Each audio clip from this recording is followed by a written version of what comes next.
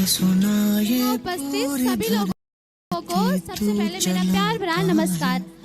मैं जीजेएससी की छात्रा नीलम सुयाल। मैं आज आपके सामने वो बोलूंगी जो पूरे देश से रिलेटेड होगा। मैं वे प्रश्न होंगे शायद जिसके जवाब आपके पास नहीं होगा। वे होगी एक लड़की, हमारे देश की बेटी। हाँ, मैं आज इस बारे में आपसे कुछ बताना तथा कहना चाहूंगी। सबसे पहले हमारे देश इतना विकसित होता जा रहा है, लेकिन हमारे देश में महिला पर इतना शोषण, इतना अत्याचार क्यों हो रहा है? क्यों इतना अत्याचार हो रहा है महिला पर? क्यों मौन रह जा रहे हैं लोग?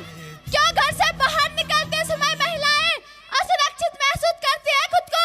क्यों ऐसे ही क्यों के जवाब जानना चाहते हैं महिलाएं। और आप सबको पता होगा, कुछ ही महीनों पहले कोलकाता में हमारे देश की बेटी डॉक्टर मोमिता, कितना अत्याचार हुआ उस पर, कितना शोषण किया दरिंदों ने उसका। क्या गलती थी उसकी? क्या चाहती थी वो? अपने सपनों को पूरा करना चाहती थी, अपने माता पिता का नाम रोशन करना चाहती थी। क्या गलत चाहा उसने? क्या गलत चाहा? क्या गलती थी उसकी? यही कि एक लड़की है। क्या लड़की होना कोई गुनाह है? कोई अपराध है लड़की होना? मुझे तो बोलते हुए भी शर्म महसूस होती है कि उस बेगुनाह बेचारे पर कितना अत्याचार हुआ, कितना शोषण हुआ उसका, किस प्रकार दरिंदों ने दरिंदगी की उस पे।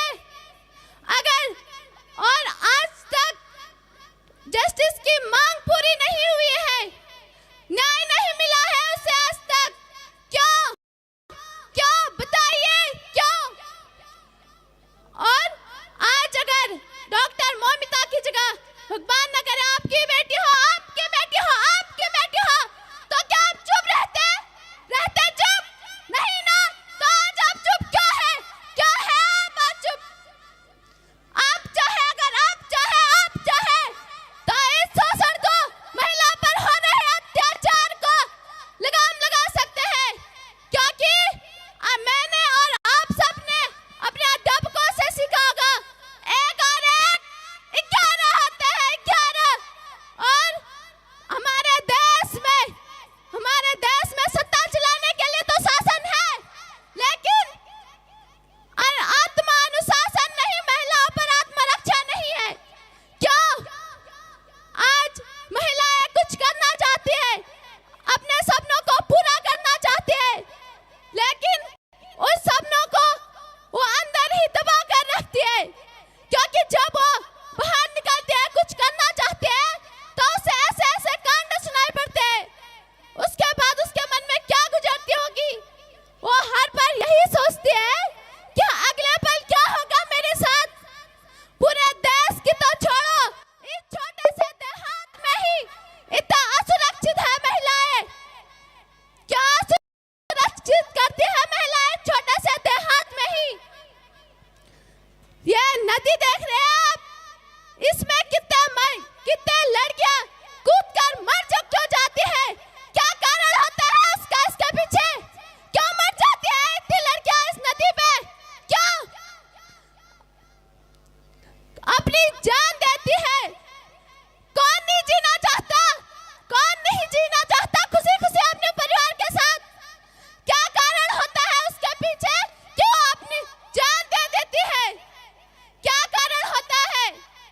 अगर मैं लड़कियों के बारे में, औरतों के बारे में, महिलाओं के बारे में बोलती रहूं, तो शायद मेरे शब्द ही कभी खत्म ना होंगे।